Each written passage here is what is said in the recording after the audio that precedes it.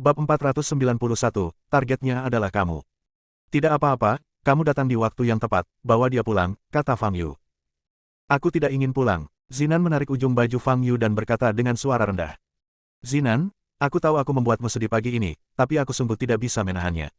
Kakek sangat marah saat itu, kata Nobu. Zinan masih mengabaikan Nobu. Tatapan mata Nobu berubah sedikit saat dia melihat Zinan menarik ujung pakaian Fang Yu. Sejauh yang dia ingat, Zinan tidak pernah melakukan hal ini kepada orang lain selain dirinya. Zinan, kakak salah, benar-benar salah. Pulang saja bersamaku. Ibu sangat khawatir, kata Nobu lagi. Berbicara tentang ibunya, Zinan berbalik dan bertanya, Bu, apakah ibu baik-baik saja? Dia ketakutan setengah mati, tapi kakek masih marah di pagi hari dan tidak mengizinkan kami mengirim siapapun untuk menjemputmu. Dia pergi keluar sore harinya, jadi aku bergegas mencarimu, kata Nobu. Zinan menggigit bibir merahnya dan melirik Fang Yu, tampak masih ragu-ragu. Aku tidak punya waktu untuk berkeliaran denganmu, ayo cepat pulang, kata Fang Yu. Ya, Zinan, Tuan Fang pasti sangat sibuk, jadi tolong jangan ganggu dia lagi, oke? Saran Nobu. Karena Fang Yu berkata demikian, Zinan hanya bisa mengangguk dengan enggan, melepaskan tangan yang memegang pakaian Fang Yu, dan berjalan ke sisi Nobu. Tuan Fang, maaf mengganggu Anda. Zinan masih anak-anak. Mohon jangan dihiraukan, kata Nobu. Tidak apa-apa, tapi dalam waktu dekat, sebaiknya kau kirim lebih banyak orang untuk melindungi adikmu, Fang Yu mengingatkan. Mendengar ini, wajah Nobu berubah dan dia bertanya dengan cemas, Tuan Fang, apa maksudmu dengan ini? Dia pasti menjadi sasaran, kata Fang Yu. Ah, kenapa? Adikku hanya manusia biasa, kata Nobu dengan wajah pucat. Entah kenapa, tapi aku lebih ragu daripada kamu. Pokoknya, lindungi dia. Setelah mengatakan itu, Fang Yu berbalik dan berjalan menuju apartemen. Nobu berdiri di sana dengan linglung, wajahnya terus berubah.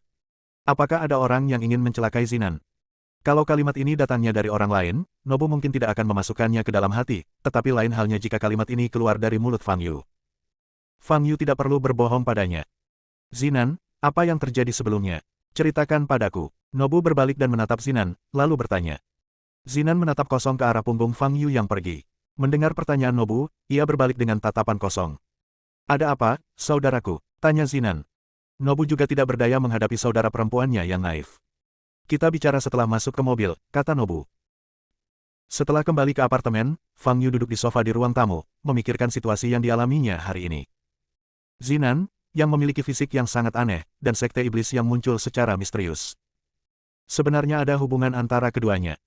Dua monster yang baru saja kita temui sedang mengincar Zinan. Dengan kata lain, orang-orang sekte iblis mengetahui rahasia Zinan dan ingin menggunakannya untuk mencapai sesuatu. Tetapi bagaimana mereka tahu bahwa Zinan memiliki fisik yang istimewa? Aura Zinan tidak berbeda dengan orang biasa. Jika Fang Yu tidak memasukkan ki sejati ke dalam tubuhnya, ia tidak akan bisa menemukan keistimewaan tubuhnya. Setelah berpikir sejenak, Fang Yu berdiri dan berjalan keluar balkon. Keraguan dalam benaknya sekarang bukan hanya tentang keberadaan Zinan dan sekte setan. Ada pula keraguan yang sudah ada dalam benaknya sejak lama. Apakah itu sebabnya begitu banyak makhluk purba yang dihidupkan kembali akhir-akhir ini? Para dewa abadi, sekte-sekte jahat, dan bahkan para monster dari utara jauh. Semua tanda bertentangan dengan hukum yang telah ada di bumi selama ribuan tahun. Energi spiritual bumi sangat tipis saat ini, mengapa begitu banyak hal serupa masih terjadi? Apakah kebangkitan berbagai makhluk menandai datangnya suatu peristiwa besar? Fang Yu tidak dapat memahaminya. Dahulu kala, Fang Yu baru saja bergabung dengan sekte Tiandao dan mendengar gurunya berbicara tentang ini. Peradaban manusia bukan hanya era di mana mereka hidup. Mungkin peradaban manusia ada di bumi 1 juta tahun yang lalu, 2 juta tahun yang lalu, atau 3 juta tahun yang lalu, tetapi menghilang dari bumi seiring berjalannya waktu. Peradaban manusia bagaikan sebuah siklus. Setelah sekian lama, peradaban itu akan punah lalu muncul kembali. Dan setiap kali sebuah peradaban hancur, hal itu disebabkan oleh suatu bencana alam gaib yang sulit untuk dilawan oleh kekuatan manusia. Saat itu, Fang Yu bertanya kepada gurunya, bukankah peradaban manusia dulu memiliki biksu? Dengan keberadaan biksu, mereka seharusnya mampu bertahan dari bencana apapun, bukan? Namun, sang guru hanya menggelengkan kepala dan berkata bahwa ia tidak tahu apakah ada biksu di peradaban sebelumnya. Satu-satunya hal yang bisa ia pastikan adalah jika bencana yang menghancurkan dunia benar-benar terjadi, berapapun biksu yang ada, itu akan sia-sia. Karena para kultivator yang masih berada di bumi, paling banyak baru mencapai tahap penyeberangan kesengsaraan, belum mencapai tingkat dewa. Para pendeta yang berhasil mengatasi kesengsaraan harus naik ke surga dan meninggalkan bumi, dan tidak akan dapat lagi membantu manusia di bumi melawan bencana. Ini adalah lingkaran setan tanpa solusi. Fang Yu sangat khawatir saat itu dan bertanya kepada gurunya, apa yang akan dia lakukan jika bencana terjadi pada generasinya. Jangan khawatir, Siklus peradaban manusia kita saat ini baru berjalan puluhan ribu tahun, dan masih panjang waktunya. Bahkan jika hari itu benar-benar tiba, kau pasti sudah menjadi fosil atau naik ke negeri dongeng. Kenapa khawatir? Daripada mengkhawatirkan hal ini, lebih baik kau mencari cara untuk menembus tahap pemurnian Qi, kata Dao Tian, guru Fang Yu, sambil tersenyum. Setelah tumbuh dewasa, Fang Yu menganggap kata-kata gurunya ini sebagai legenda atau lelucon. Tetapi hari ini, ketika Fang Yu mengingat apa yang dikatakan gurunya, dia tiba-tiba merasakan sesak di hatinya. Begitu banyak hal aneh yang tak terjelaskan terjadi akhir-akhir ini. Apakah ini pertanda datangnya bencana? Kakak Yu. Tepat saat Fang Yu tengah berpikir keras, suara Dayana terdengar dari belakang. Fang Yu tersadar dari lamunannya dan menoleh ke arah Dayana. Maaf, apakah aku mengganggumu saat kau sedang berpikir? Kata Dayana dengan nada meminta maaf. Tidak apa-apa, aku hanya sedang memikirkan hal-hal yang tidak penting, kata Fang Yu. Tidak ada gunanya, tanya Dayana ragu. Ya, tentang akhir dunia, kata Fang Yu sambil tersenyum. Akhir dunia, Dayana tertegun, lalu tersenyum tipis dan berkata, Kakak Yu, kau juga memikirkan hal-hal ini. Ini berbeda dengan kesanku padamu. Ketika orang tua, mereka menjadi sentimental. Dulu aku tidak mengerti prinsip ini, tapi sekarang aku memahaminya. Fang Yu berkata, waktu muda dulu, aku lebih suka bertindak sebelum berpikir. Tapi sekarang, sebaliknya. Kakak Yu, kamu sama sekali tidak tua, Dayana sedikit mengernyit dan menjawab. Kenapa kau hanya peduli dengan apa yang kukatakan sebelumnya? Fang Yu mengangkat alisnya dan berkata. Kamu tidak menua, lihat, dia lebih muda dariku, kata Dayana. Petik 2 titik. Lupakan saja, kamu masih terlalu muda. Aku tidak bisa bicara denganmu tentang hal-hal yang mendalam, kata Fang Yu. Dayana tidak mengatakan apa-apa dan melihat pemandangan di luar balkon. Kakak Yu, aku akan kembali ke istana es besok. Setelah sekian lama, Dayana pun berbicara. Baiklah, kamu sudah pergi selama hampir sebulan, kamu harus kembali dan melihatnya, kata Fang Yu. Kali ini ketika aku kembali, aku akan mengasingkan diri sampai aku berhasil menembus alam martial Shen, kata Dayana. Oh, Fang Yu baru menyadari bahwa kultivasi Dayana telah mencapai puncak tahap Jindan dan sudah waktunya untuk memadatkan jiwa baru lahir. Aku belum pernah mencapai level setinggi ini, jadi aku tidak bisa memberimu saran. Terserah padamu, kata Fang Yu. Saudara Yu, kau tidak membutuhkan ranah apapun. Tak ada yang bisa menjadi lawanmu, kata Dayana. Teruslah berusaha sebaik mungkin. Bakatmu memang bagus. Seharusnya bukan masalah besar bagimu untuk dipromosikan menjadi martial Saint. Fang Yu mengusap kepala Dayana dan kembali ke ruang tamu. Dayana menatap Fang Yu, matanya yang indah penuh dengan tekad. Akhir-akhir ini, dia memiliki pemahaman yang lebih jelas tentang kekuatan Fang Yu. Ia tak ingin terlalu jauh dari Fang Yu. Ia ingin mengejar Fang Yu, meski hanya untuk melihat punggung Fang Yu. Kakak Yu, aku pasti akan berusaha keras untuk mengejarmu, pikir Dayana dalam hati. Keesokan harinya, Dayana meninggalkan apartemennya dan Fang Yu kembali tinggal sendirian. Waktu-waktu biasa selalu berlalu sangat cepat. Selama 4 hari berturut-turut, Fang Yu hampir tidak keluar kecuali untuk makan. Sore harinya, Fang Yu menerima telepon dari Steve, mengatakan bahwa dia ingin menemuinya untuk sesuatu yang mendesak. Begitu Fang Yu keluar, dia menerima telepon dari nomor yang tidak dikenal. Fang Yu. Sebuah suara wanita terdengar dari telepon. Fang Yu memikirkannya dan tahu siapa orang lainnya. Valetlah yang telah dilepaskannya sebelumnya. Apa kau sudah menemukan lokasi laboratorium genetika? Tanya Fang Yu. Tidak, laboratorium genetika tidak menemukannya. Tapi aku mendapat kabar bahwa Dr. Gary, juga dikenal sebagai Dr. Monster, berangkat ke Huaibei, Tiongkok pukul 10 pagi ini. Yang menemaninya adalah seorang gadis muda berbaju merah, kata Valet. Oh, apa yang dia lakukan di Huaibei? Tanya Fang Yu bingung. Entahlah, tapi targetnya kemungkinan besar. Kamu, kata Valet. Bab 492 Dr. Gary. Apakah dia menargetkanku? Fang Yu mengangkat alisnya dan bertanya, kapan dia tiba di Huaibei? Dia naik pesawat pribadi, jadi kami tidak tahu rutenya, tapi biasanya butuh waktu 8 hingga 9 jam dari Eropa ke Tiongkok, kata Valet. Baiklah, aku mengerti, kata Fang Yu. Ketika dia tiba di Huaibei, Tiongkok, aku akan memberitahunya lokasi persisnya dan tujuannya nanti. Valet berhenti sejenak dan berkata, dengan cara ini, aku akan memenuhi permintaanku sebelumnya. Itu tidak akan berhasil. Yang awalnya ingin kucari tahu adalah lokasi laboratoriumnya, atau sumber inti kekuatannya. Fang Yu berkata, hanya jika kita bisa menemukan salah satu dari dua hal ini, kita bisa menyelesaikan misi ini.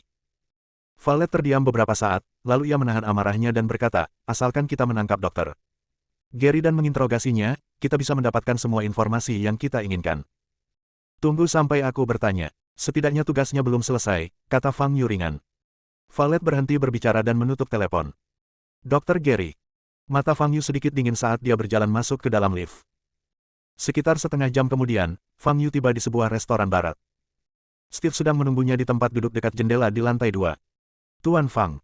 Melihat Fang Yu mendekat, Steve berdiri. Ada masalah mendesak apa? Fang Yu duduk di hadapan Steve dan bertanya. Sebenarnya ini bukan masalah yang sangat mendesak. Aku mungkin agak terlalu gugup saat menelepon tadi, kata Steve meminta maaf. Tidak apa-apa.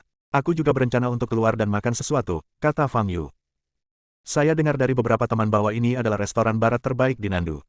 Tuan Fang, silakan coba makanannya dan lihat apakah memang seenak yang mereka katakan, kata Steve sambil tersenyum. Aku tidak punya banyak kebutuhan untuk makanan. Selama aku lapar, semuanya enak, kata Fang Yu. Setelah memesan, Fang Yu menyesap air, menatap Steve, dan berkata, sekarang kita bisa membicarakan masalah itu. Ya, Steve menegakkan tubuh, sedikit mengernyit, dan berkata, Tuan Fang, kedua pangeran dari keluarga kerajaan Nordik terluka sebelumnya. Insiden ini berdampak besar di Eropa. Sudah lama sejak aku menghajar mereka berdua, kan? Aku belum mendengar kabar apapun, kata Fang Yu sambil mengangkat alisnya. Pangeran Joyce dari keluarga kerajaan Nordik sangat marah. Dia ingin mengirim seseorang untuk membuat masalah sebulan yang lalu. Tapi kemudian dia berubah pikiran. Steve berkata, kurasa dia pasti sudah menerima kabar bahwa Taylor telah dikalahkan. Fang Yu tidak mengatakan apa-apa, menunggu Steve melanjutkan. Awalnya saya pikir keluarga kerajaan Nordik akan menyerah begitu saja, tapi saya tidak menyangka Pangeran Joyce akan datang langsung ke Tiongkok baru-baru ini. Steve mengerutkan kening dan berkata, lagi pula, dia tidak akan pergi ke tempat lain di Tiongkok, melainkan ke Huaibei. Jadi, kau pikir dia ada di sini untuk mencari masalah denganku? Tanya Fang Yu. Mungkin saja, meskipun di permukaan dia mencoba membahas kerjasama dengan keluarga besar di Huaibei, saya pikir dia punya tujuan lain, kata Steve. Apakah ini masalah mendesak yang sedang kamu bicarakan? Tanya Fang Yu. Ya, Steve mengangguk. Itu memang terlalu menegangkan, kata Fang Yu sambil tersenyum.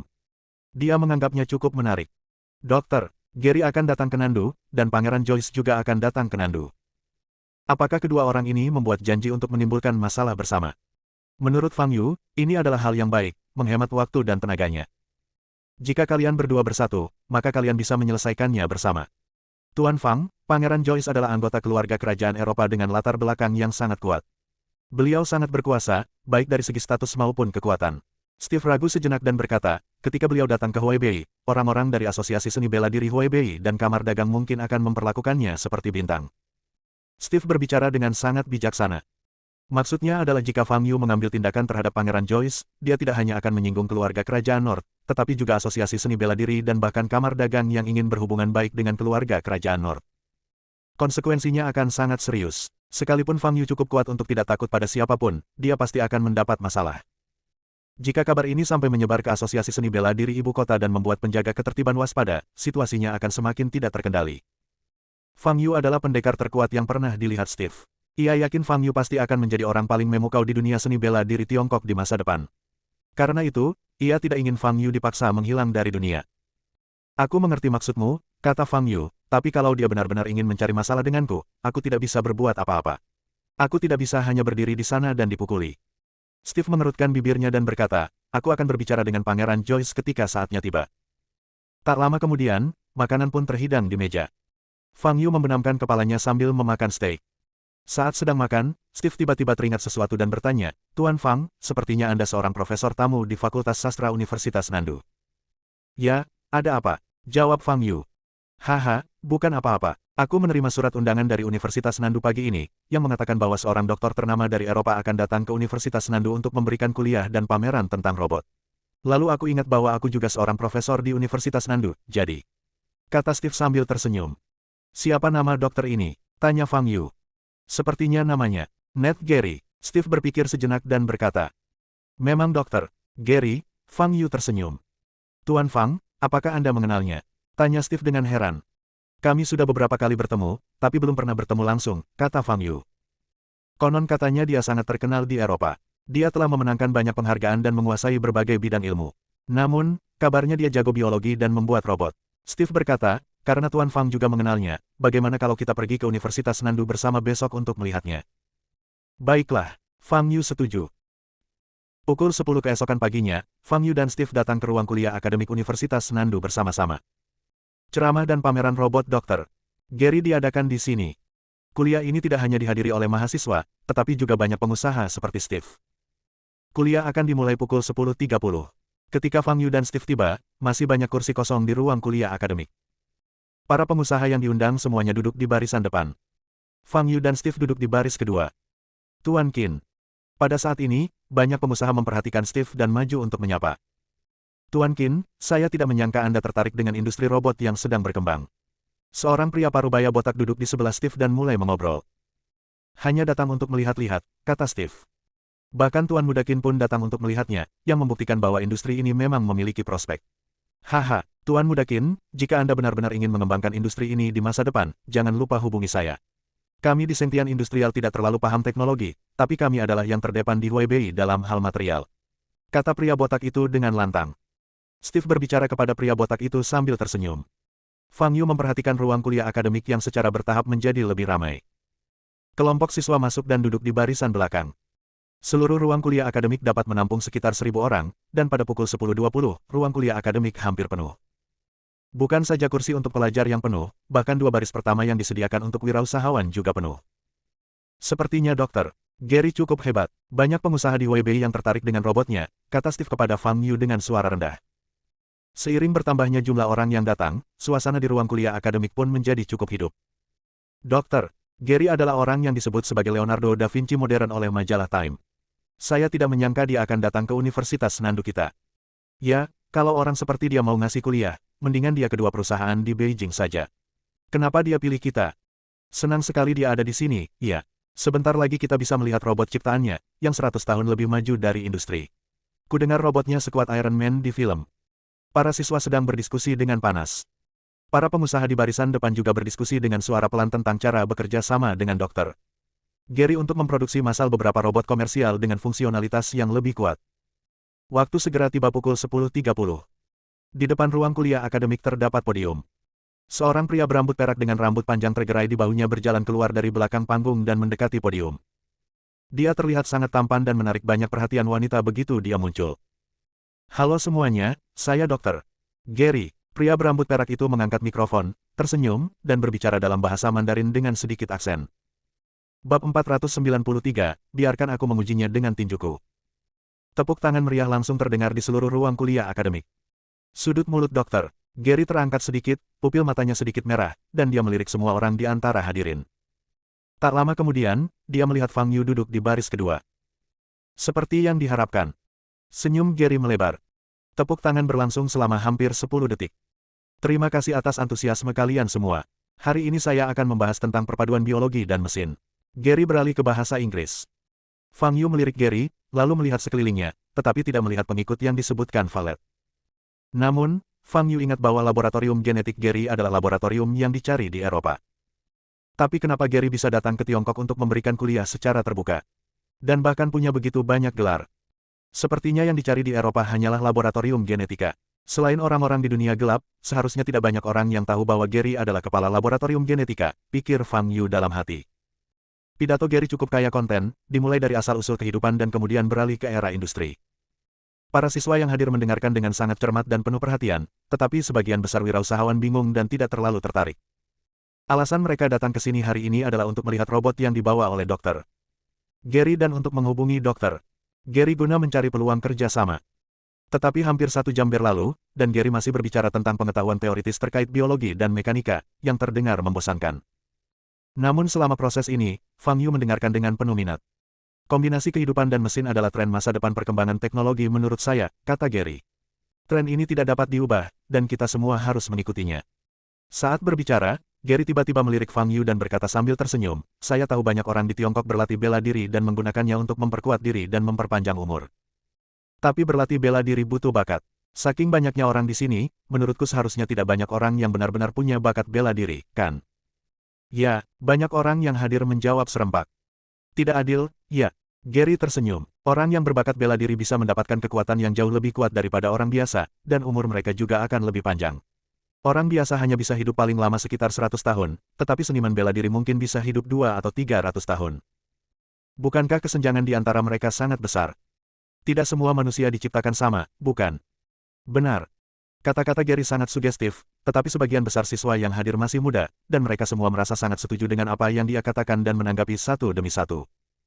Saat ini, nilai biologi dan mesin yang telah kupelajari dengan sepenuh hati telah terbukti, kata Gary dengan tenang, mesin-mesin buatanku dapat dengan sempurna menggantikan anggota tubuh manusia, bahkan torso. Dengannya, manusia biasa tanpa bakat bela diri bisa menjadi sekuat seniman bela diri. Soal harapan hidup, saya sedang meneliti penyimpanan otak manusia. Jika ini berhasil, masalah harapan hidup juga akan teratasi. Saya tahu semua orang menunggu dengan cemas, jadi selanjutnya, saya akan memenuhi keinginan semua orang dan menunjukkan robot buatan saya.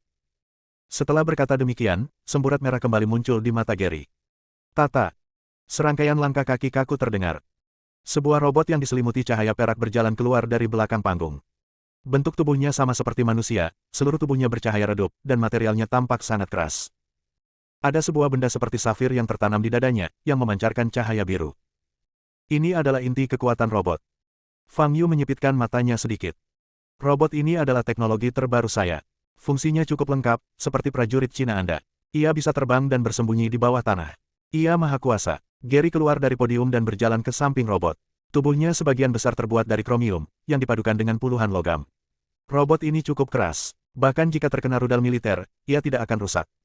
Robot ini dapat mengintegrasikan berbagai jenis senjata. Tentu saja, demi alasan keamanan, saya telah melepas semua senjata dari robot ini. Setelah berbicara begitu banyak, mengapa kamu tidak menunjukkan kepada kami fungsi robot itu? Pada saat ini, seorang pengusaha di barisan depan menjadi tidak sabar dan berteriak keras. Sesukamu. Gary tersenyum dan menepuk kepala robot itu. Tunjukkan fungsimu kepada pria yang baru saja berbicara. Oke. Robot itu mengeluarkan suara mekanis. Bus. Gas putih tiba-tiba menyembur keluar dari bawah kaki robot itu, dan seluruh tubuhnya terangkat ke udara, melayang di udara. Anda dapat menyuruhnya melakukan apapun yang dapat Anda pikirkan, kata Gary. Lalu biarkan dia menuangkan segelas air untukku, kata pengusaha itu. Dimengerti, robot di udara itu tiba-tiba menukik ke bawah dan berhenti di atas kepala pengusaha itu. Kemudian, ia mengulurkan tangan kanan mekanisnya, dan sebuah cangkir baja muncul di tangan kanannya. Kemudian, sebuah nosel berbentuk keran muncul di telapak tangan kirinya, dan cairan bening menyembur keluar darinya. Robot itu menyerahkan cangkir kepada pengusaha itu dan berkata, silakan menikmati makanan Anda. Pengusaha itu tidak menyangka fungsi robot begitu canggih, dan dia mengambil cangkir itu dalam keadaan linglung. Jangan khawatir, ini air minum alami murni. Gary tersenyum dan berkata, sudah kubilang semua fungsi sudah terintegrasi ke dalam robot. Aku tidak punya pembantu di rumah, aku mengandalkan robot untuk mengerjakan beberapa pekerjaan rumahku sehari-hari. Pelat baja di dada robot tiba-tiba terbuka, memperlihatkan berbagai peralatan di dalamnya, termasuk pisau buah, gunting, dan bahkan spatula. Saya menanamkan chip medis di otaknya, dan dipadukan dengan struktur tubuhnya, ia bisa menjadi dokter terbaik. Ia bisa melihat sekilas apa yang salah dengan Anda dan meresepkan obat berdasarkan itu, lanjut Gary di podium. Robot itu menatap pengusaha di depannya, matanya bersinar biru, seolah-olah sedang memindainya. Setelah beberapa detik, muncul pesan, Anda menderita gastritis kronis yang sudah berlangsung selama 2 tahun. Bahu kanan Anda baru saja cedera dan akan membutuhkan waktu 2 minggu lagi untuk pulih sepenuhnya. Wajah pengusaha itu penuh ketidakpercayaan saat dia menatap robot itu dengan kaget. Melihat reaksinya, orang-orang di sekitarnya tahu bahwa apa yang dikatakan robot itu hampir benar. Ruang kuliah akademis itu sunyi, dan semua orang menatap robot di udara dengan mata terkejut. Kalau mereka tidak melihatnya dengan mata kepala sendiri, mereka tidak akan percaya kalau teknologi sudah mencapai taraf seperti ini. Lanjutkan acaranya dan lihat apakah ada pria atau wanita lain di sini yang haus, kata Gary sambil tersenyum. Robot itu terbang ke atas dan kemudian terbang menuju Fang Yu di baris kedua. Ia berhenti di depan Fang Yu, mengulurkan tangan kirinya, dan sebuah lubang tabung muncul di telapak tangan kirinya. Aku tidak punya gelas tambahan di sini. Kalau kamu mau membuka mulut, aku bisa memasukkan air ke mulutmu dengan akurat, kata robot itu kepada Fang Yu. Fang Yu melirik Gary di podium. Pada saat ini, Gary memiliki senyum main-main di wajahnya. Jelas saja dia hanya ingin membuat Fang Yu jijik. Aku tidak butuh air, kata Fang Yu. Sebelum Fang Yu dapat menyelesaikan kata-katanya, semburan air menyembur keluar dari nosel di telapak tangan kiri robot. Boom! Fang Yu menepukkan tangan kanannya ke depan dan membubarkan air. Kali ini, Fang Yu tidak terluka, tetapi para pengusaha di sekitarnya basah kuyup oleh air yang berceceran. Maaf, sepertinya fungsi pemberian air robot ini belum sempurna. Saya akan memperbaikinya setelah kembali. Gary tersenyum, baiklah. Meskipun robot ini punya banyak fungsi, agar tidak membuang waktu semua orang, saya tidak akan mendemonstrasikannya satu persatu. Silakan kembali. Robot itu berbalik dan mencoba terbang ke arah Gary. Namun saat berbalik, tubuhnya tidak bisa bergerak. Ketika semua orang berbalik, mereka melihat Fang Yu mengulurkan tangan dan meraih kaki kanan robot itu. Kenapa kamu buru-buru pulang? Bukankah tadi kamu bilang bahannya sangat keras? Kenapa tidak kutunjukkan fungsi ini? Fang Yu berdiri dan bertanya sambil tersenyum. Gary mengerutkan kening dan berkata, untuk menunjukkan ini, kau setidaknya perlu senjata, kalau tidak, ini tidak layak ditunjukkan. Tidak apa-apa, aku akan mengujinya dengan tinjuku saja. Satu pukulan saja sudah cukup, kata Fang Yu. Menguji logam super kuat yang terbuat dari kromium dengan tangan Anda. Bukankah ini lucu? Semua orang yang hadir menatap Fang Yu dengan tatapan aneh. Pukulan orang normal hanya dapat membelah semangka menjadi dua, jadi bagaimana bisa digunakan untuk menguji kekerasan robot? Bab 494, Gadis Berambut Merah. Fang Yu mengabaikan tatapan orang lain dan tidak peduli apakah Gary setuju atau tidak. Dia meraih kaki kanan robot itu, berjalan keluar dari kursi dan datang ke ruang terbuka di depan podium. Sepanjang dia berjalan, ejektor di bawah kaki robot itu terus menyemburkan kabut putih, berusaha melepaskan diri dari tangan Fang Yu, tetapi tidak berhasil. Sebagai profesor tamu termuda, Fang Yu cukup terkenal di seluruh Universitas Nandu. Oleh karena itu, ketika dia berdiri di depan, banyak siswa yang mengenalinya. Itu Fang Yu. Profesor tamu Fang Yu dari Fakultas Seni. Orang yang datang ke sini sebagai profesor tamu tepat setelah mengikuti ujian masuk perguruan tinggi. Itu dia. Aku bahkan menghadiri kelas pertamanya sebagai auditor. Para siswa mulai berdiskusi dengan suara pelan. Selanjutnya, izinkan saya menguji apakah robot ini cukup kuat, kata Fang Yu sambil tersenyum ke arah penonton. Senyum di wajah Gary menghilang dan dia menatap lurus ke arah Fang Yu. Fang Yu menarik robot itu ke garis horizontal dengan satu tangan, lalu mengepalkan tangan kanannya dan menghantamkannya dengan keras ke dada robot itu. Boom! Terdengar suara ledakan keras. Dada robot itu hancur hingga penyok, dan inti daya dengan cahaya biru yang tertanam di dada dipegang di tangan Fang Yu dan dikeluarkan. Setelah inti dayanya dikeluarkan, seluruh robot menjadi tidak bergerak, cahaya di matanya menghilang, dan anggota tubuhnya terkulai. Seluruh hadirin terdiam. Apakah robot ini benar-benar hancur setelah dipukul di dada oleh Fang Yu? Yang mengejutkan semua orang bukanlah kekuatan pukulan Fang Yu, tetapi material robot ini.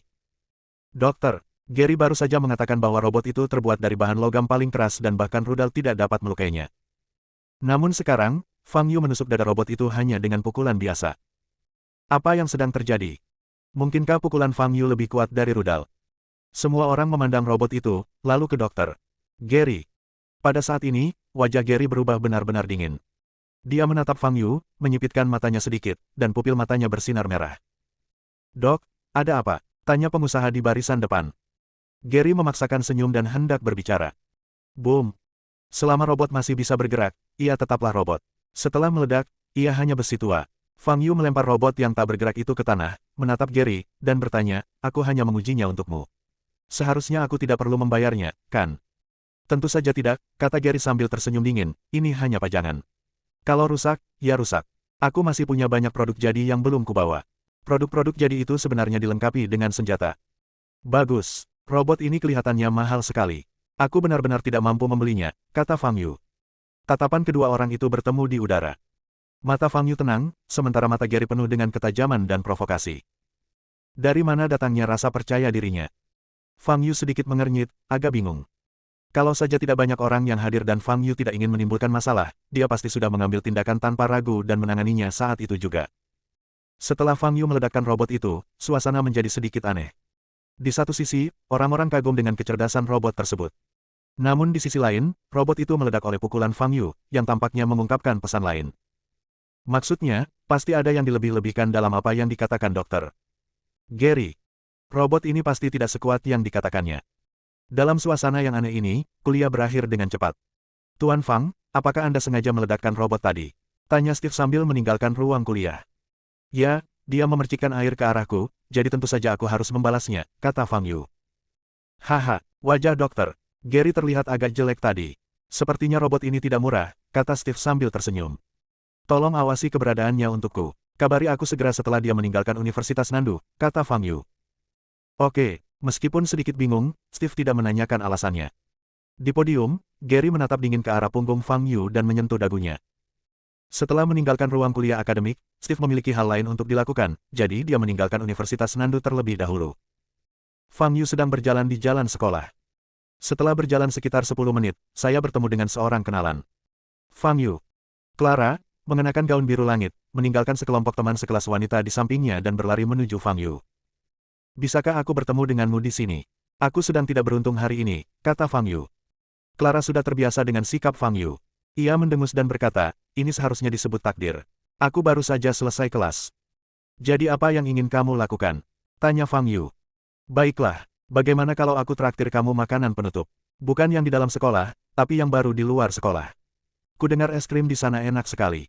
Clara sekarang sudah cukup mengenal Fang Yu, dan hal pertama yang dia katakan adalah makanan.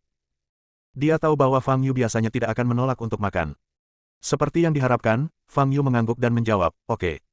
Di tengah tatapan iri orang-orang di sekitar mereka, Fang Yu dan Clara berjalan keluar sekolah bersama.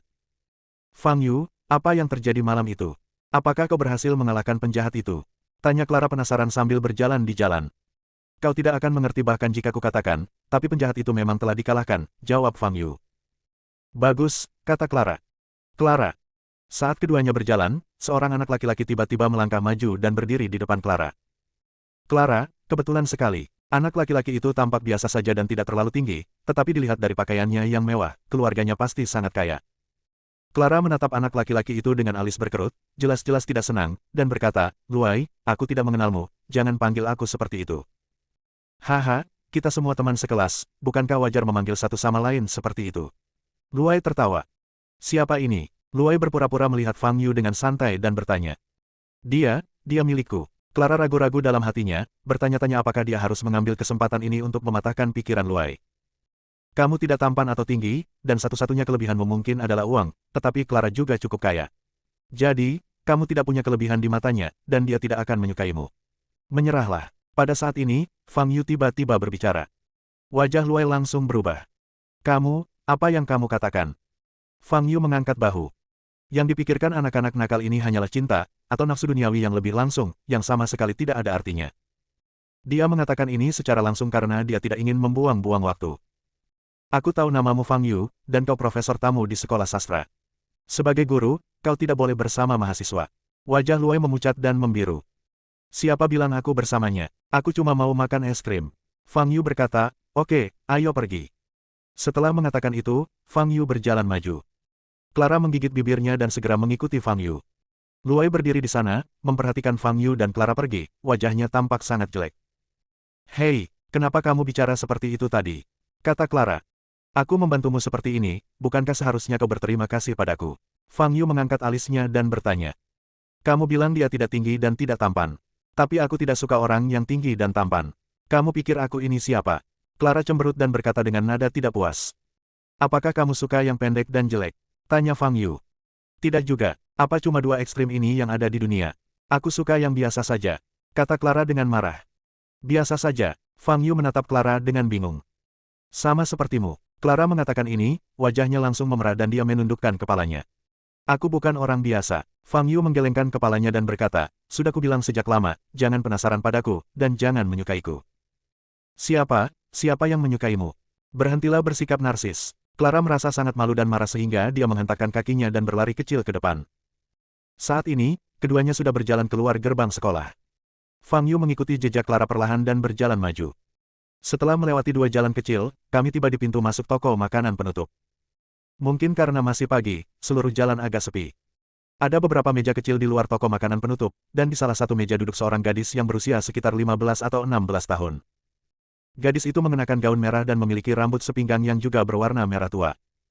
Dia duduk di meja, diam-diam menjilati es krim di tangannya, dengan wajah tanpa ekspresi dan tatapan mata kosong, seolah-olah dia sedang terganggu. Hei, kamu mau makan apa? Tanya Clara dengan nada kesal. Fang Yu tidak menjawab kata-kata Clara, tetapi menatap gadis berambut merah itu. Sejak pertama kali melihatnya, Fang Yu merasakan sensasi terbakar di dantiannya. Melihat ke dalam, ia melihat naga emas kecil berputar-putar di sekitar dantiannya. Naga itu dalam kondisi yang sangat bersemangat, dan kecepatannya berputar beberapa kali lebih cepat dari biasanya.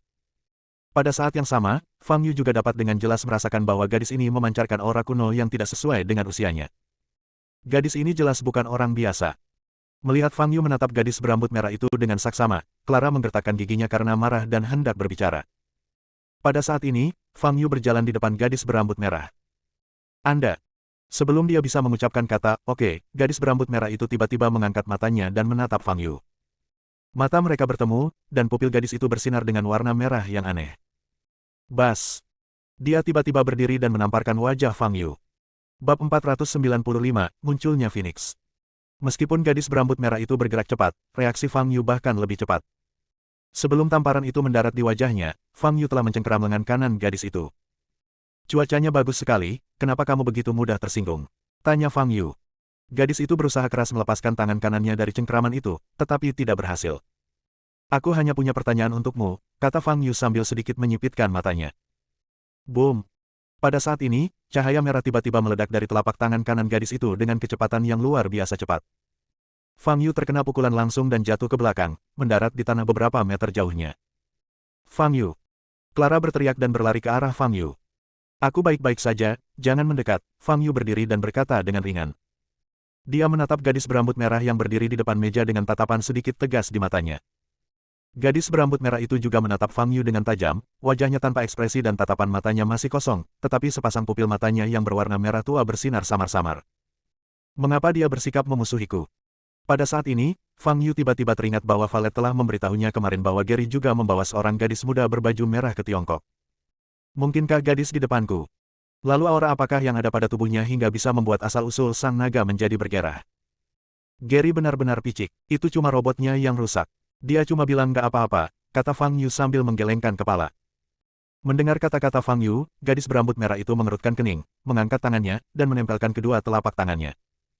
Tuanku, tidak akan membiarkan siapapun memfitnahku. Cahaya merah menyala di mata gadis itu, dan telapak tangannya yang terlipat tiba-tiba mengeluarkan aura yang sangat menakutkan. Boom! Tiba-tiba angin kencang bertiup, dan semua meja serta kursi di luar toko makanan penutup itu tertiup angin. Clara jatuh ke tanah dan mengerang kesakitan. Kedua asisten toko itu memandang situasi di luar dengan ngeri. Kalau gadis itu menyerang dengan telapak tangan ini, maka semua yang ada dalam radius ratusan meter akan musnah tak bersisa. Sepertinya dia sudah kehilangan akal sehatnya. Tatapan mata Fang Yu berubah dingin, lalu dia bergerak dan menghilang dari tempatnya. Kecepatannya mencapai batasnya dan dia bergegas ke belakang gadis itu dalam sekejap. Gadis itu bereaksi dan mencoba berbalik, tetapi sudah terlambat. Fang Yu mengulurkan telapak tangan kanannya dan memotong bagian belakang leher gadis itu. Boom! Dengan suara keras, gadis itu jatuh tersungkur ke tanah, dan kekuatan yang terkumpul di telapak tangannya lenyap. Saat dia terjatuh ke tanah, gadis itu segera membalikkan tubuhnya, menghadap Fang Yu, dan mendorong telapak tangannya ke depan. Dua api merah terbang ke arah Fang Yu. Fang Yu mengepalkan tinjunya dan aura di tubuhnya tiba-tiba meledak. Boom! Kedua kembang api itu tertiup angin oleh nafas Fang Yu. Fang Yu mengulurkan tangan kanannya, meraih leher gadis itu, dan mengangkatnya. Bisakah kita bicara baik-baik sekarang? Kata Fang Yu. Meski lehernya dicekik, wajah gadis berambut merah itu tidak menunjukkan tanda-tanda ketakutan atau kepanikan, dan dia tetap tanpa ekspresi. Siapa namamu? Tanya menutup rapat bibirnya dan tidak menjawab. Fang Yu tidak bertanya lagi. Ia mengulurkan tangan kirinya dan dengan lembut menyentuh dahi gadis berambut merah itu. Cahaya putih menyambar di ujung jari. Boom! Pada saat ini, gadis yang seharusnya sedang kesurupan, tiba-tiba mengangkat kaki kanannya dan menendang dada Fang Yu. Meskipun gadis itu mungil, kekuatan tendangannya sebanding dengan monster tingkat tinggi yang telah hidup selama ratusan atau ribuan tahun. Fang Yu mundur beberapa langkah lepaskan leher gadis itu dengan tangan kanannya. Gadis itu mendarat di tanah dan menatap Fang Yu, pupil matanya menyala bagai api merah. Tubuhnya tiba-tiba memancarkan aura yang menakutkan, dan pada saat yang sama, pakaiannya perlahan berubah menjadi bulu merah. Sepasang sayap muncul di punggungnya. Ini. Fang Yu mengerutkan kening, dengan ekspresi terkejut di matanya. Guren, apa yang kau lakukan? Kembalilah segera. Pada saat ini, suara Gary terdengar di telinga gadis berambut merah itu. Ekspresi gadis itu berubah, dan dia menatap Fang Yu, cahaya merah di matanya tidak memudar sama sekali. Sudah kubilang, kau tidak boleh menyerang Fang Yu sebelum kita menyelesaikan tugas kita. Akan kukatakan lagi, segera tinggalkan tempat itu. Kata Gary dengan nada lebih berat. Pada saat ini, sekilas cahaya biru muncul di mata gadis itu. Kemudian, aura di tubuhnya langsung menghilang. Dia berdiri tegak, melirik Fang Yu, lalu berbalik dan berlari dengan kecepatan yang sangat cepat. Fang Yu menatapnya yang menjauh, matanya berpikir, dan tidak memilih untuk mengejarnya. Sepertinya gadis ini adalah sumber kepercayaan Gary, pikir Fang Yu. Setelah gadis itu pergi, naga emas didantian kembali ke keadaan semula. Sayap-sayap dan bulu-bulu yang berubah menjadi pakaian itu. Mungkinkah itu burung phoenix yang legendaris? Fang Yu mengerutkan kening dan mulai berpikir. Agak sewenang-wenang jika menilai bahwa gadis itu berkerabat dengan burung phoenix hanya dengan melihat bulunya dan bayangan sepasang sayap di tubuhnya. Tetapi reaksi naga emas kecil di tubuhnya dan aura kuno gadis itu membuat Fang Yu berpikir ke arah burung phoenix. Apa itu phoenix? Binatang mitologi kuno yang setenar naga. Namun menurut legenda, burung phoenix menghilang lebih dulu daripada naga, dan tidak seorang pun tahu kemana perginya.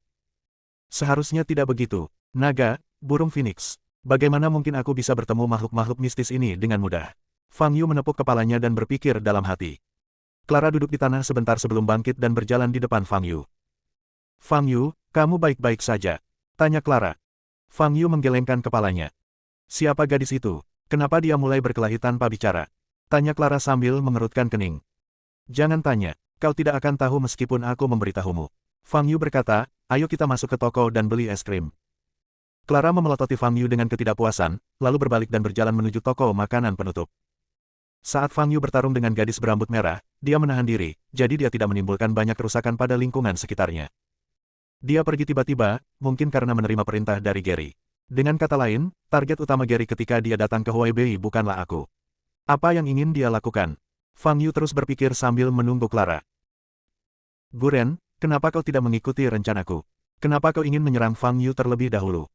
Di dalam ruang VIP Universitas Nandu, Gary menatap gadis berambut merah di depannya dengan kemarahan di wajahnya. Guren tidak mengatakan apa-apa, hanya menundukkan kepalanya.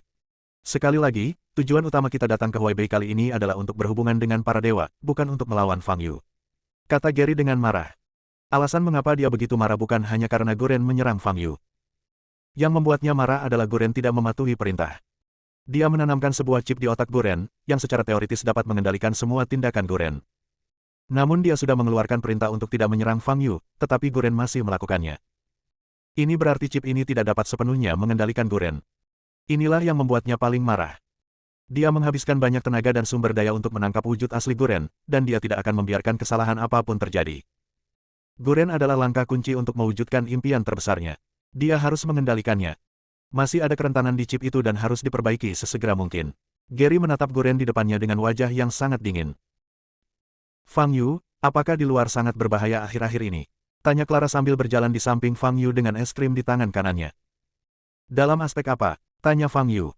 Bukankah banyak prajurit kejam yang keluar di malam hari untuk membunuh orang? Menakutkan. Kudengar ribuan orang telah tewas. Kata Clara. Setelah mendengar apa yang dikatakan Clara, Fang Yu teringat masalah mendesak yang telah diberitahukan Mo Xiu kepadanya. Kita harus mencari informasi tentang para abadi secepat mungkin. Fang Yu adalah orang yang dapat dipercaya. Karena dia telah menyetujui permintaan pihak lain, dia harus memenuhinya. Namun, para dewa terlalu tertutup. Mereka tidak muncul atas inisiatif sendiri, jadi Fang Yu tidak tahu harus mulai dari mana. Tetapi saat ini, Fang Yu teringat seseorang. Nita. Ayahnya Zenan berasimilasi dengan klan abadi, dan bersama dengan Sauki dari keluarga Han, mereka ingin melancarkan serangan diam-diam terhadap Fang Yu, tetapi kemudian disingkirkan oleh Fang Yu. Zenan berasimilasi dengan para dewa, tetapi bagaimana dengan anggota keluarga Ye lainnya? Fang Yu teringat bahwa Nita pernah datang kepadanya dan mengatakan bahwa orang lain di keluarga Ye telah menjadi aneh.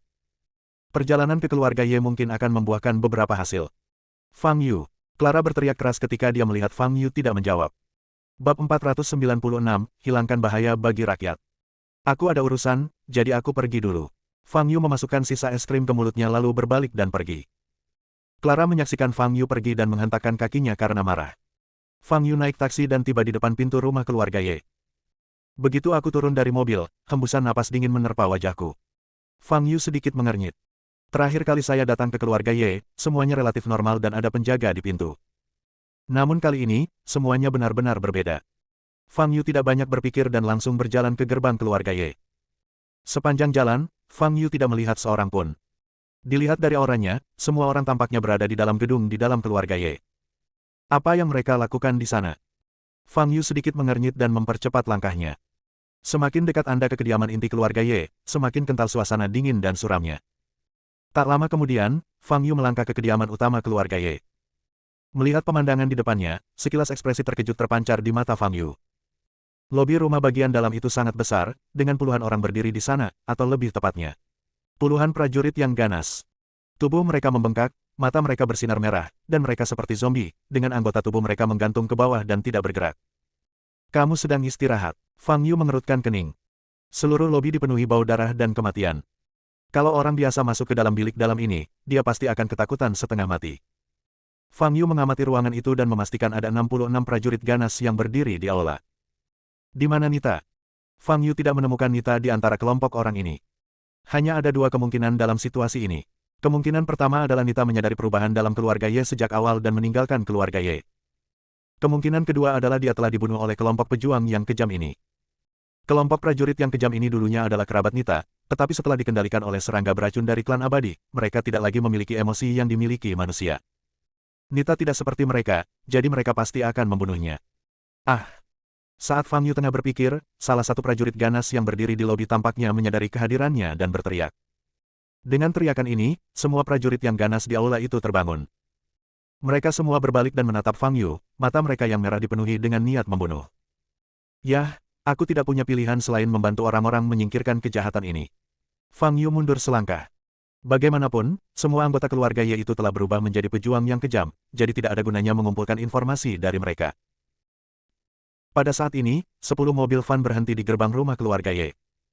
Nona Ye, izinkan saya bertanya lagi, apakah Anda yakin puluhan prajurit yang kejam ini semuanya dari keluarga Anda? Di tengah sebuah van, seorang pria parubaya berkumis bertanya kepada Nita yang duduk di hadapannya.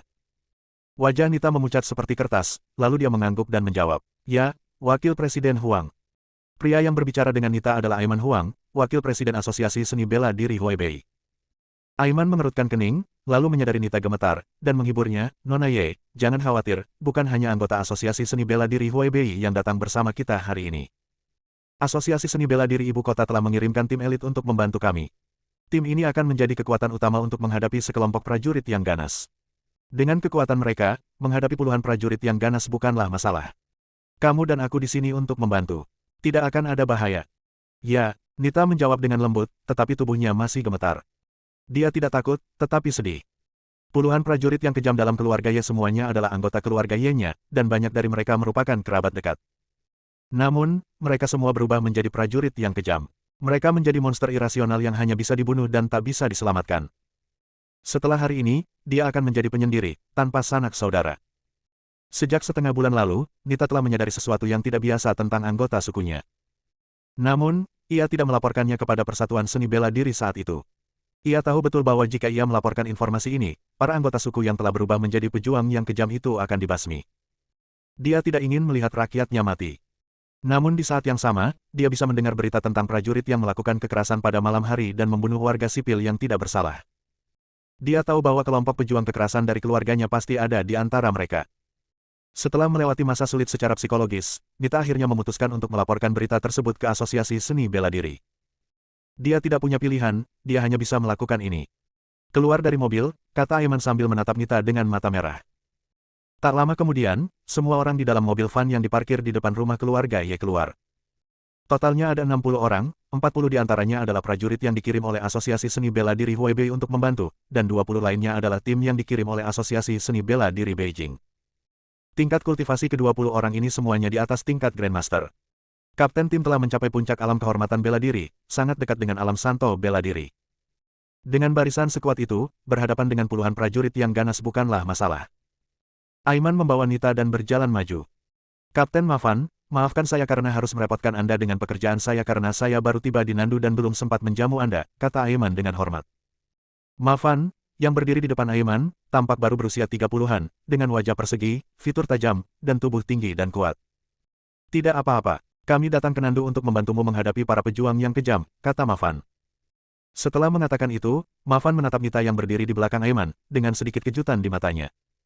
Aiman memperhatikan tatapan Mafan dan segera memperkenalkan, "Ini Nona Nita yang melaporkan berita itu kepada kami."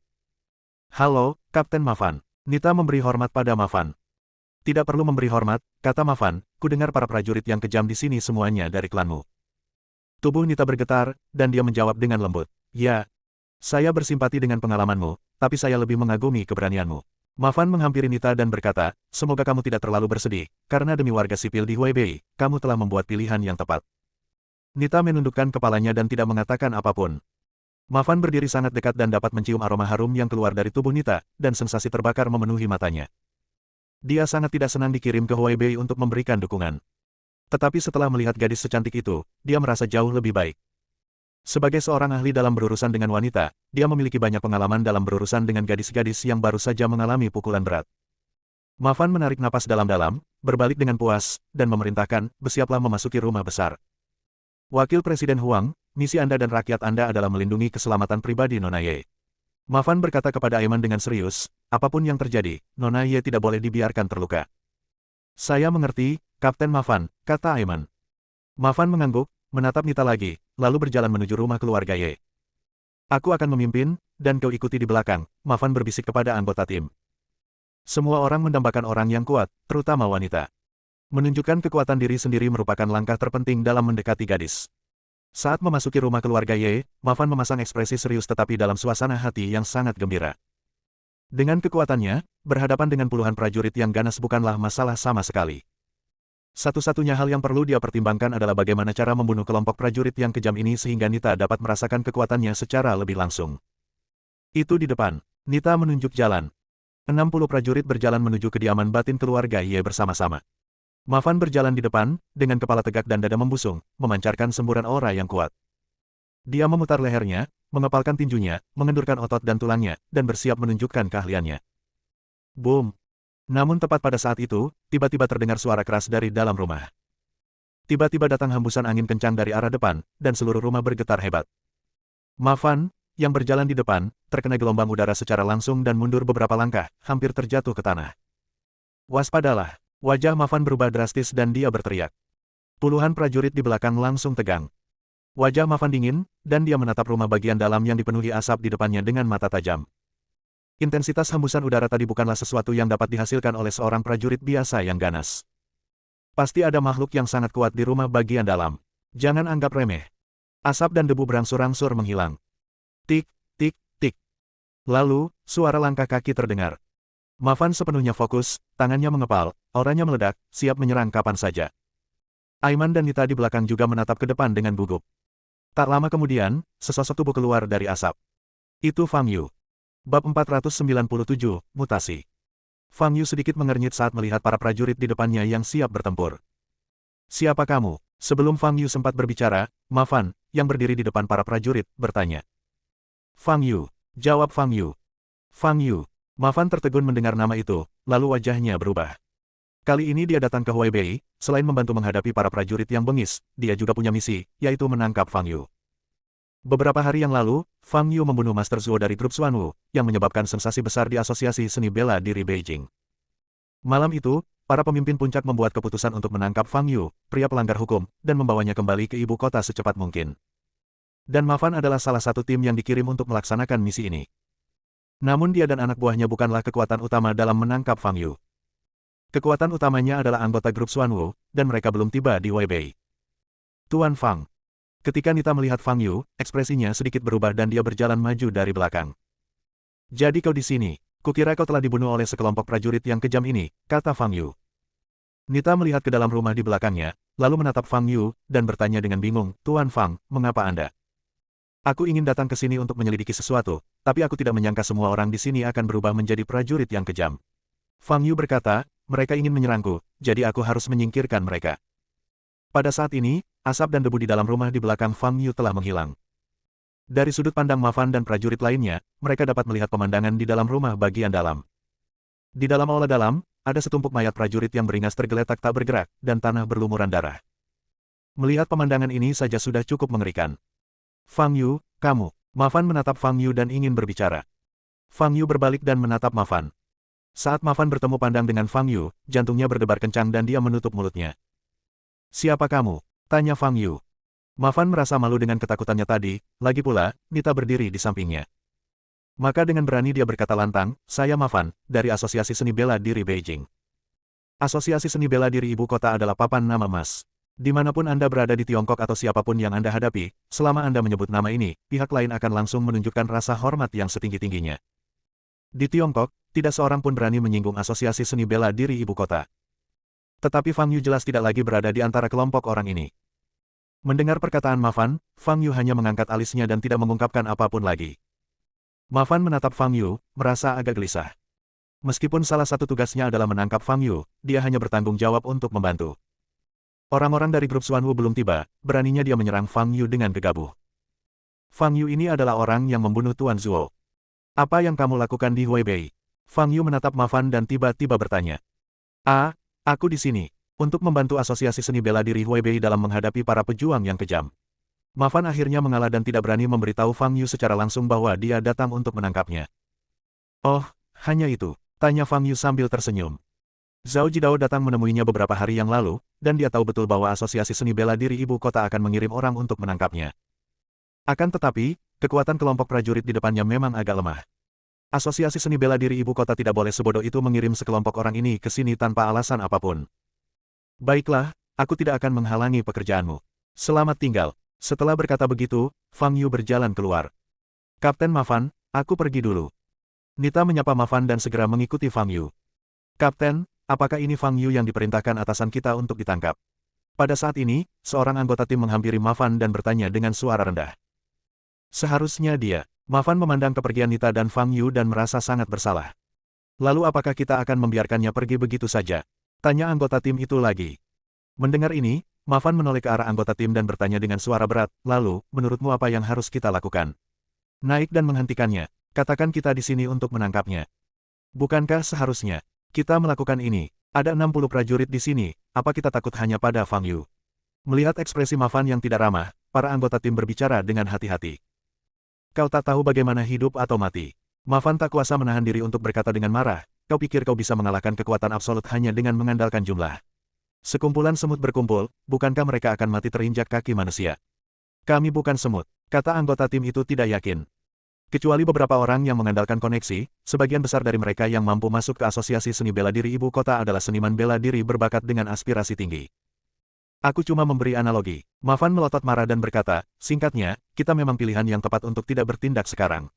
Fang Yu akan ditangani secara alami ketika bos besar grup Xuanwu datang. Kita tidak perlu terburu-buru maju dan menjadi umpan meriam. Anggota tim tidak punya pilihan selain diam dan berhenti berbicara. Fang Yu dan Nita berjalan keluar dari rumah keluarga Ye bersama-sama dan berjalan di sepanjang jalan. Mengapa kau mengikutiku? Tanya Fang Yu sambil melirik Nita di belakangnya. Aku. Nita menggigit bibir merahnya, berjalan mendekati Fang Yu, dan berlutut di tanah. Fang Yu tertegun dan bertanya, apa yang kamu lakukan? Tuan Fang, saya telah kehilangan semua kerabat saya dan ditinggalkan sendirian. Saya mohon Anda mengizinkan saya mengikuti dan melayani Anda. Saya bersedia melakukan apa saja untuk membalas budi Anda karena telah menyelamatkan hidup saya, kata Nita sambil menangis. Aku tidak menerima murid, dan aku tidak membutuhkan bawahan, kata Fang Yu. Nita mengangkat kepalanya, memperlihatkan wajah pucat dan sepasang mata merah, lalu berkata, Tuan Fang, tolong beri aku kesempatan. Aku ingin balas dendam. Balas dendam. Fang Yu mengangkat alisnya. Keluargaku dan ayahku semua mati karena aku berubah menjadi pejuang yang kejam. Aku ingin menemukan pelakunya dan membalas dendam, kata Nita dengan sedikit kebencian di matanya. Fang Yu menatap Nita dan mendesah dalam hatinya. Nita di depannya memang menyedihkan. Keluarga itu dikutuk oleh naga pemakan bangkai selama ribuan tahun, dan sebagian besar anggota keluarga tewas. Kemudian mereka diserang oleh para dewa, dan semua anggota keluarga berubah menjadi prajurit yang kejam. Jika pengalaman ini terjadi pada orang lain, hal itu pasti sudah terjadi sejak lama. Rangkaian tragedi yang dialami Nita, sampai batas tertentu, terkait dengan Fang Yuzen. Namun, Fang Yu telah terbiasa menyendiri dalam beberapa dekade terakhir, dan dia tidak ingin memiliki pengikut. Tuan Fang, izinkan saya mengikuti Anda. Saya pasti tidak akan merepotkan Anda. Dahi halus Nita membentur tanah dengan keras, menimbulkan suara tumpul. Bagaimana kalau begini? Aku bisa mengajarimu teknik yang cocok untukmu. Dengan fisikmu, seharusnya teknik itu 2 kali lebih efektif dengan setengah usaha. Ketika kultivasimu mencapai tingkat tertentu, kau secara alami bisa membalaskan dendam keluargamu, kata Fang Yu. Nita tertegun, air mata mengalir di matanya. Setelah aku mengajarimu, jika kamu punya pertanyaan, kamu bisa bertanya padaku kapan saja, dan aku akan membantumu menyelesaikannya, kata Fang Yu. Melihat Nita tidak mengatakan apa-apa, Fang Yu berkata lagi, jika kamu mengikutiku, aku mungkin akan menjadikanmu seorang pelayan, membersihkan atau memasak setiap hari, yang membosankan. Dan jika kau bisa menguasai teknik yang aku ajarkan hingga sempurna, masa depanmu tidak terbatas. Nita tersadar dan menyadari bahwa ini adalah hal yang sangat baik. Ia kembali membenturkan kepalanya ke tanah dan berkata, terima kasih, Tuan Fang. Oke, bangun dan kembali ke apartemen bersamaku. Aku akan segera mengajarimu tekniknya, kata Fang Yu sambil melangkah maju. Nita segera berdiri, menyeka air matanya, dan mengikuti Fang Yu. Aku bisa memberitahumu bahwa keberadaan yang mengubah anggota keluargamu menjadi pejuang yang kejam disebut klan abadi, kata Fang Yu kepada Nita di sampingnya sambil berjalan di jalan. Dewasa, Nita mengulanginya sambil menggertakkan giginya. Aku sedang mencari mereka, tapi mereka bersembunyi dan sulit ditemukan. Kalau ada petunjuk nanti, kabari aku ya, kata Fang Yu. Ya, Nita mengangguk berat. Tempat ini sepertinya agak jauh dari rumahku, jadi kenapa kita tidak naik taksi saja? Ya. Fang Yu tiba-tiba menyadari ada sesuatu yang salah di sekelilingnya. Dia dan Nita berjalan maju agak jauh. Tidak ada seorang pun di sekitar, dan suasananya sangat sunyi. Tuan Fang, tolong.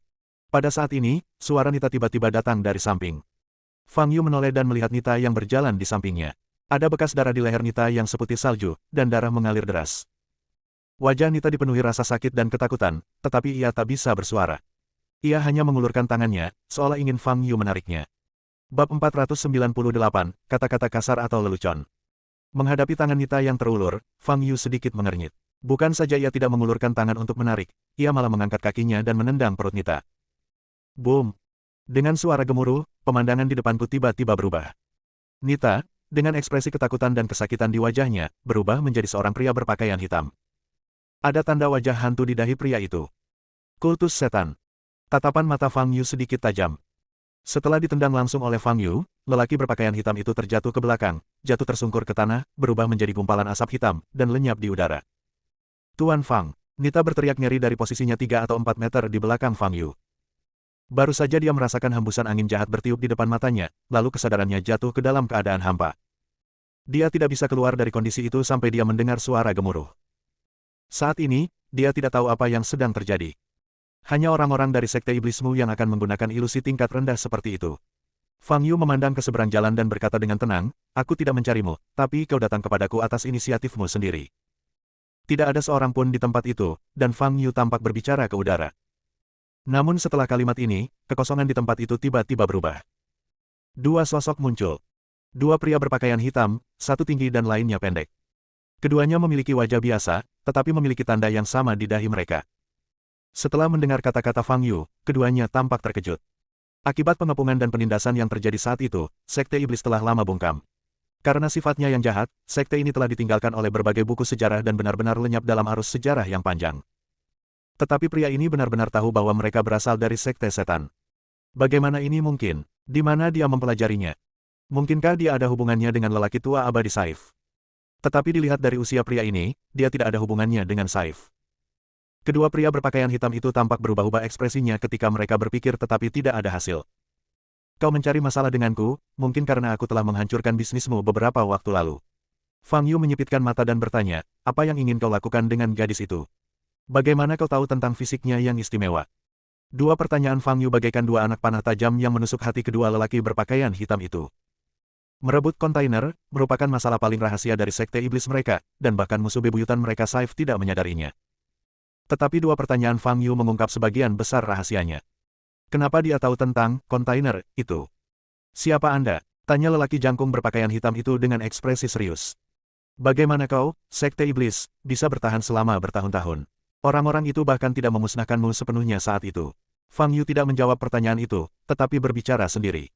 Ekspresi kedua lelaki berpakaian hitam itu menjadi semakin buruk dan keterkejutan di wajah mereka menjadi semakin intens. Mereka benar-benar bingung. Bagaimana orang luar bisa tahu begitu banyak tentang aliran sesat itu?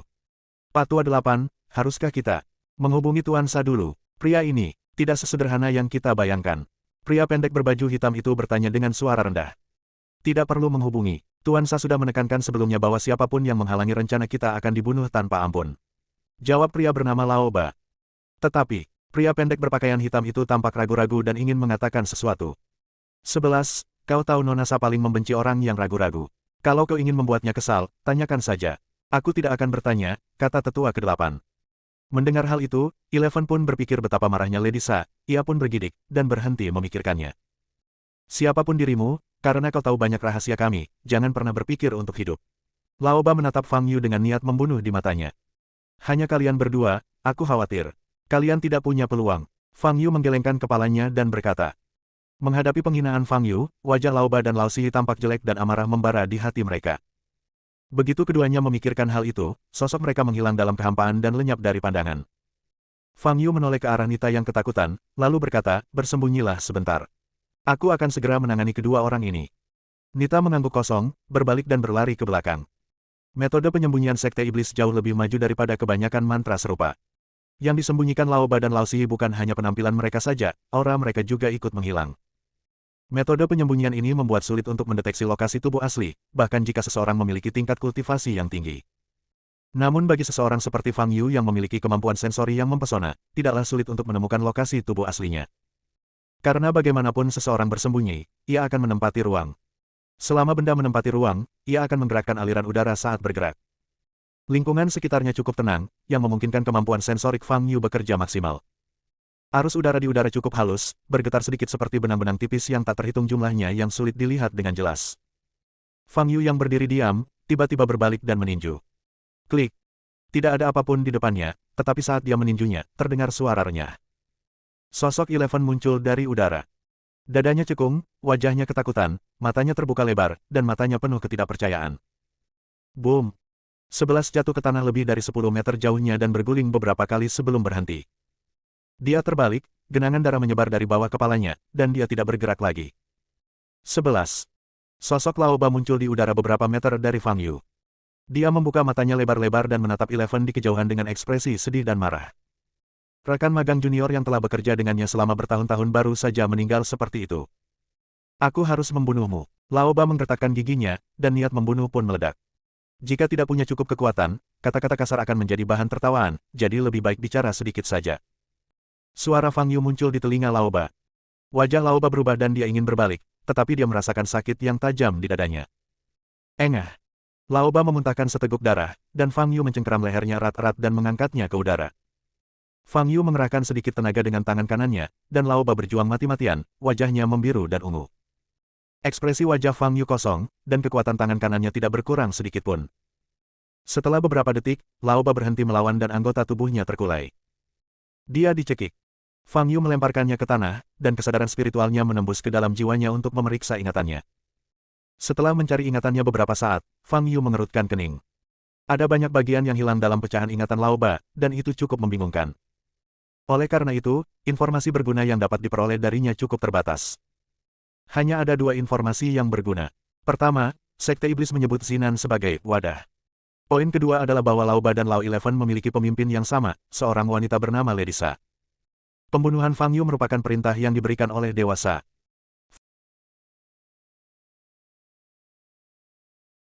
Pertama, Sekte Iblis menyebut Zinan sebagai...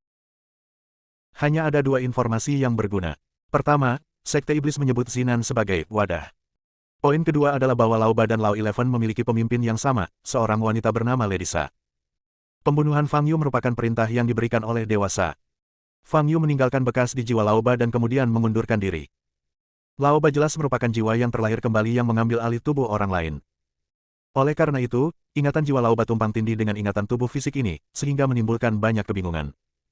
Ini juga menjelaskan mengapa fragmen ingatannya sangat terfragmentasi. Setelah menarik kembali indera spiritualnya, Fang Yu berbalik dan menatap Nita yang bersembunyi tidak jauh di belakang. Kamu bisa pergi sekarang, kata Fang Yu. Petik 2 titik titik titik. Baiklah, Nita melirik kedua pria berpakaian hitam yang tergeletak di tanah, lalu bergegas mengikuti Fang Yu. Tuan Fang, dua orang itu tadi. Nita bertanya dengan ragu dalam perjalanan kembali ke apartemen. Target mereka adalah aku, jawab Fang Yu. Melihat Fang Yu tidak ingin berbicara lebih banyak, Nita berhenti bertanya.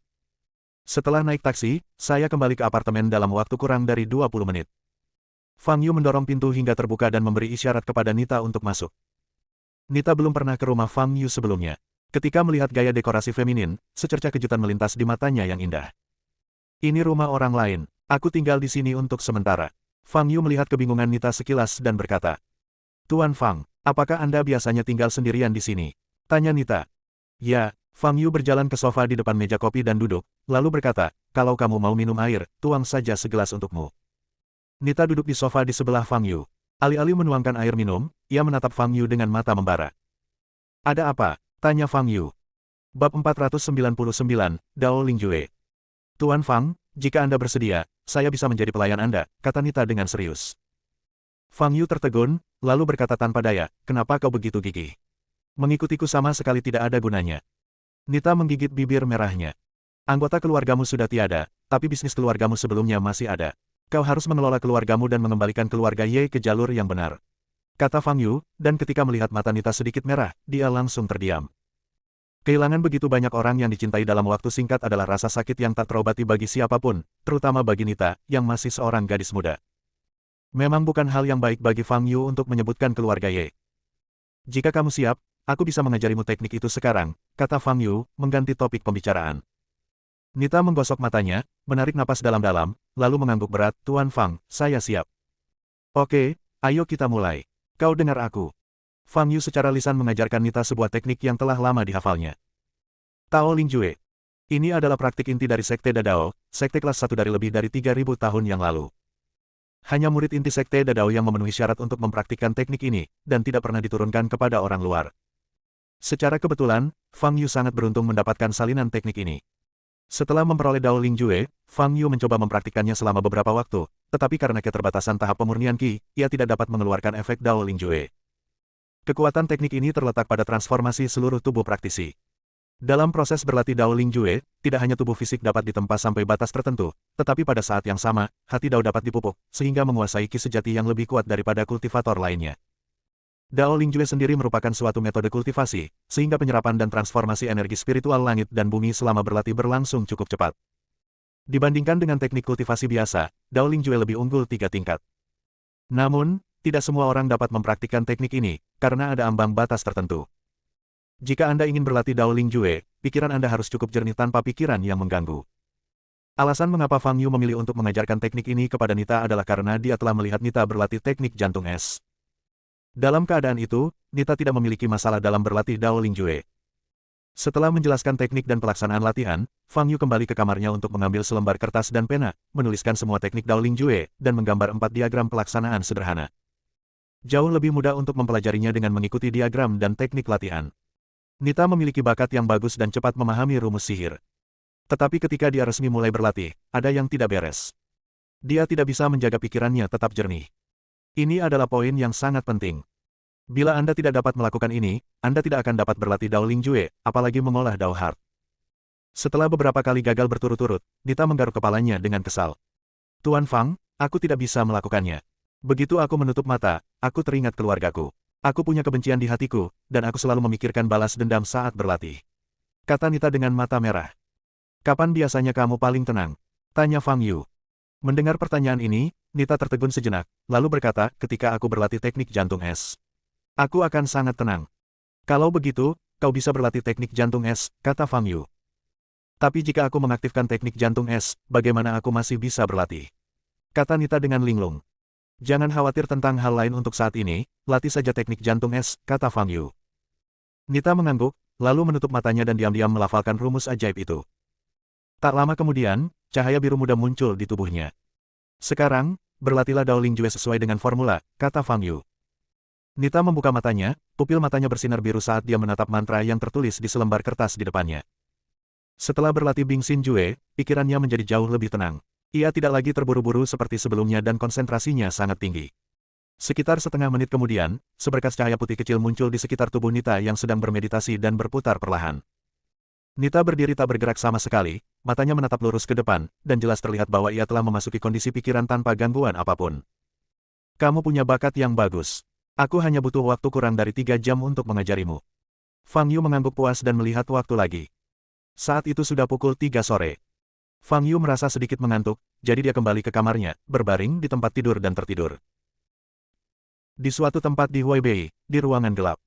Seorang wanita berdiri dalam bayangan, dan Lao Ba berlutut di depannya. Tuan Sa, pria itu sangat kuat. Jauh lebih kuat dari yang kita bayangkan. Dia membunuh Eleven hanya dengan 1 pukulan.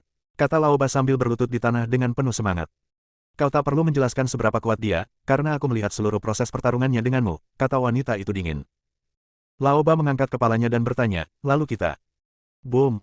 Sebelum dia dapat menyelesaikan kata-katanya, wanita itu menginjak kepalanya dan menjatuhkannya ke tanah dengan suara keras. Apakah aku memintamu untuk melihat ke atas? Suara wanita itu seperti angin dingin yang bertiup dari gletser, membuat orang menggigil. Dengan kepala terinjak, Lao Ba terengah-engah dan berkata, Sa, Nona Sa, kami sudah berusaha sekuat tenaga. Dia sungguh terlalu kuat. Dan dia juga tahu banyak informasi tentang sekte iblis kami. Dia bukan orang biasa. Sebanyak apapun kau bicara, itu tak akan mengubah kenyataan bahwa kau gagal dalam misimu dan seseorang meninggalkan bekas di jiwamu, kata wanita itu. Lao Ba menggigil seluruh tubuhnya dan berkata dengan suara gemetar, dalam jiwaku. Saat kau tak sadarkan diri, dia memeriksa jiwamu dan meninggalkan jejak di dalamnya, berharap bisa menggunakannya untuk mempelajari lebih lanjut tentang sekte setan kami, kata wanita itu.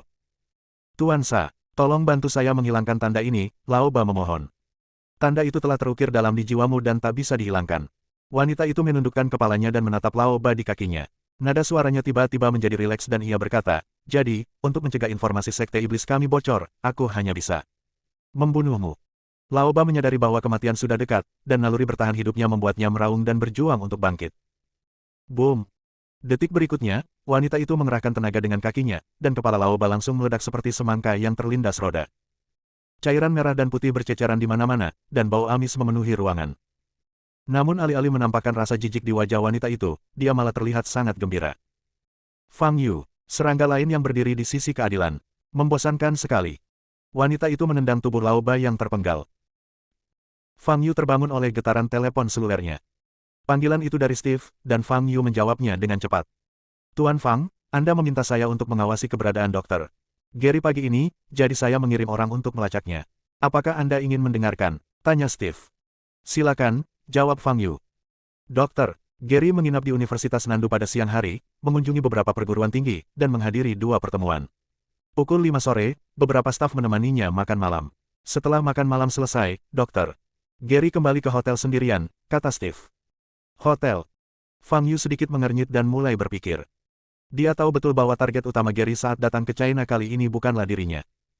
Adapun apa yang Gary coba lakukan, Fang Yu tidak tahu. Dan gadis berambut merah misterius itu juga membuat Fang Yu sangat khawatir. Di hotel mana dia? Tanya Fang Yu. Dia tinggal di Hotel Howard Plaza di sebelah Universitas Nandu. Aku harus meminta anak buahku untuk memeriksa nomor kamarnya dan akan kuberitahu nanti, kata Steve. Baiklah, kirimi aku pesan nanti, kata Fang Yu. Setelah menutup telepon, Fang Yu masuk ke kamar mandi, membersihkan diri sebentar, lalu keluar kamar. Saat itu sudah pukul 6.40 sore dan hari sudah gelap. Namun tidak ada lampu yang menyala di aula itu. Nita masih duduk di posisi semula berlatih, tanpa bergerak sedikit pun. Semua energi spiritual di dekatnya berkumpul pada Nita. Bagus. Fang Yu memandang Nita dengan pandangan setuju, lalu meninggalkan apartemen. Dalam perjalanan ke HWW, Fang Yu menerima surat dari Steve. Lantai 47, ruangan 4718. 10 menit kemudian, Fang Yu tiba di lantai bawah Hotel Howard Plaza. Setelah memikirkannya, Fang Yu tidak masuk melalui pintu masuk utama hotel, melainkan pergi ke bagian belakang hotel dan melihat ke atas untuk menghitung lantai. Bab 500, Guren. Lantai 47 ada di sana. Fang Yu mendorong kakinya, naik ke udara, dan terbang cepat ke atas. Tidak ada lampu jalan di belakang hotel, apalagi pejalan kaki, jadi tidak ada yang memperhatikan Fang Yu terbang seperti itu. Fang Yu terbang sangat cepat. Dalam waktu kurang dari 2 menit, ia mencapai lantai 47. Agar tidak terlihat oleh para tamu di kamar hotel dan menimbulkan sensasi, Fang Yu menempelkan dirinya ke dinding. Sulit untuk mengetahui nomor kamar dari luar, jadi Fang Yu langsung melepaskan indera spiritualnya. Indera spiritualnya dengan cepat menyebar ke seluruh lantai, dan pemandangan di seluruh ruangan membanjiri otak Fang Yu. Fang Yu segera melihat Gary dan gadis berambut merah yang ditemuinya pagi ini, dan mereka memang berada di kamar 4718. Ketemu kamu. Mata Fang Yu berubah sedikit dingin, dan dia menggerakkan tubuhnya dan terbang ke depan. Di kamar 4718. Gary menggunakan laptop untuk memperbaiki chip yang tertanam di tubuh Guren secara daring. Namun anehnya, ia menghabiskan waktu 1 jam penuh dan tetap tidak dapat menemukan kerentanan pada chip ini. Dari sudut pandang ilmiah dan logis, hal ini mustahil. Karena Guren mampu melanggar perintahnya, pasti ada celah dalam chip ini. Karena chip yang tertanam di tubuh Guren tidak memiliki komponen kecerdasan buatan yang terintegrasi. Dalam hal ini, Guren setara dengan robot perintah satu arah yang hanya mematuhi perintah dan tidak memiliki jejak kesadaran otonom. Tentu saja, bahkan chip yang paling rahasia pun bisa bermasalah. Namun, Guren tidak hanya meninggalkan tempat yang diminta Gary untuk menginap pagi ini dan pergi ke toko makanan penutup untuk membeli es krim, tetapi juga tidak mematuhi perintah Gary dan menyerang Fang Yu. Melanggar perintah 2 kali berturut-turut tidak dapat dijelaskan sebagai kesalahan. Chipnya 100% tertanam, dalam kondisi baik, detak jantung normal, tanda-tanda vital normal. Laptop Gary menampilkan indikator tubuh Guren yang sangat rinci. Kemampuan mendeteksi berbagai indikator membuktikan, dari perspektif lain, tidak ada masalah dengan chip tersebut. Ada apa? Gary menatap Guren yang berdiri diam di depannya sambil mengerutkan kening. Pada saat ini, Guren di depannya tiba-tiba menoleh dan melihat keluar jendela dari lantai sampai ke langit-langit. Seseorang datang. Guren berbicara, suaranya ringan dan menyenangkan seperti gadis normal, tetapi tanpa sedikit pun emosi. Siapa itu? Tanya Gary, wajahnya berubah. Fang Yu, kata Guren sambil menyalakan lampu merah di pupilnya. Fang Yu ada di sini. Gary tiba-tiba berdiri dan menutup laptop di depannya. Dia sedikit bingung. Dia tidak menyangka Fang Yu akan datang kepadanya atas inisiatifnya sendiri. Sebelum Gary sempat bereaksi, sesosok muncul di luar jendela Prancis. Pah! Fang Yu memecahkan jendela Prancis di depannya dengan satu telapak tangan dan berjalan masuk ke dalam ruangan. Setelah melihat Gary yang tampak panik, Fang Yu mengalihkan pandangannya ke Guren yang berdiri di sampingnya. Setelah melihat teratai merah, naga emas kecil di dantian menjadi bersemangat lagi, dan seluruh dantian diselimuti oleh panas.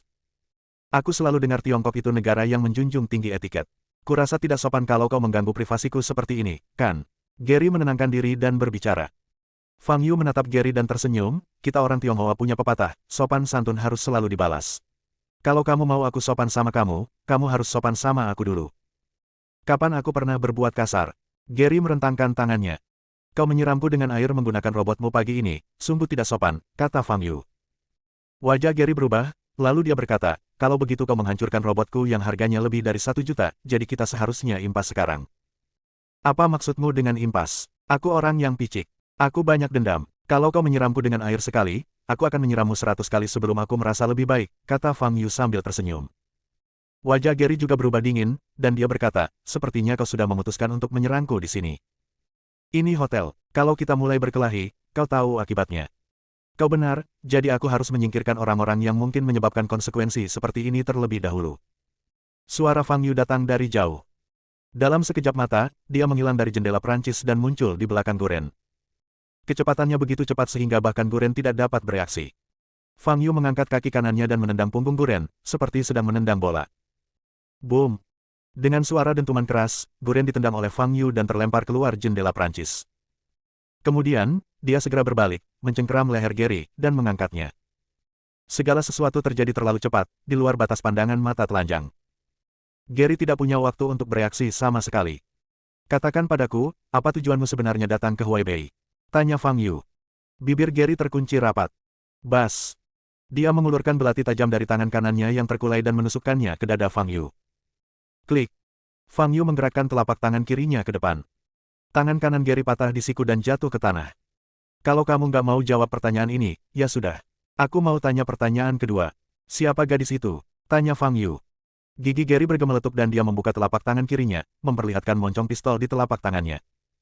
Klik! Serangan telapak tangan lainnya, dan seluruh lengan kiri Gary jatuh ke tanah. Berhentilah meronta. Fang Yu mengerahkan sedikit tenaga dengan telapak tangan kanannya. Wajah Gary dipenuhi kebencian, dan dia berkata, Fang Yu, cepat atau lambat aku akan membunuhmu. Aku akan memodifikasi genmu dan menjadikanmu anjingku. Tunggu saja. Saat dia berbicara, banyak garis kecil tiba-tiba muncul di wajah Gary, dan garis-garis itu bersinar seperti api. Seluruh tubuh Gary, dari kepala hingga anggota tubuh, tiba-tiba membengkak.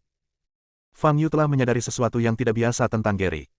Mustahil bagi manusia normal untuk kehilangan 2 lengan dan menderita sakit luar biasa tanpa berteriak. Terlebih lagi, bahkan saat dicekik, Gary tidak menunjukkan rasa sakit apapun. Dikombinasikan dengan apa yang dia katakan sebelumnya dan pembengkakan tubuhnya saat ini, Fang Yu tahu. Gary di depan kita itu robot, atau orang yang dimodifikasi secara genetik. Bukan orang sungguhan. Tubuh Gary masih mengembang, tabung energi kecil muncul di kulitnya, dan kekuatan mengerikan terpancar dari tubuhnya. Dia ingin menghancurkan dirinya sendiri. Fang Yu bereaksi sangat cepat, mencengkeram kepala Gary dan melemparkannya dengan kuat. Tubuh Gary yang bengkak dengan cepat terbang keluar dari jendela Prancis. Dia terbang sejauh sekitar 50 meter dan bertabrakan langsung dengan Guren, yang baru saja ditendang oleh Fang Yu dan sedang bergegas kembali. Boom! Dengan suara ledakan keras, kobaran api yang besar muncul di luar lantai 47. Hembusan angin menerjang ke arahku. Untungnya, jendela dari lantai sampai ke langit-langit hotel ini berkualitas baik, kalau tidak, banyak kamar yang akan terkena dampaknya. Sebelum api menghilang, Fang Yu bergegas keluar dari jendela Prancis dan bergegas menuju teratai merah yang jatuh karena dibombardir. Saya harap saya tidak terbunuh. Fang Yu segera berlari ke Guren dan menangkap tubuhnya yang terjatuh. Saat itu, wajah dan tubuh Guren dipenuhi bekas luka bakar. Matanya terpejam rapat dan ia pingsan. Tetapi selain tanda-tanda ini, tidak ada luka lain di tubuhnya, anggota tubuhnya utuh, dan dia masih bernapas. Aku tidak menyangka tubuh fisiknya begitu kuat, pikir Fang Yu dalam hati. Setelah menangkap teratai merah, Fang Yu segera terjatuh. Ledakan di langit menyebabkan kepanikan di antara para penghuni. Mereka semua melihat keluar jendela Prancis. Fang Yu tidak ingin terlihat saat ini. Saat terjatuh, Fang Yu mengamati Guren dengan saksama dan menemukan bulu-bulu terlihat di tepian pakaiannya. Pakaiannya terbuat dari bulu. Fang Yu menyipitkan matanya sedikit, mengulurkan tangannya ke tepi pakaiannya, dan ingin mencabut sehelai bulu agar bisa melihat lebih dekat. Namun saat jarinya menyentuh bulu itu, Guren tiba-tiba membuka matanya.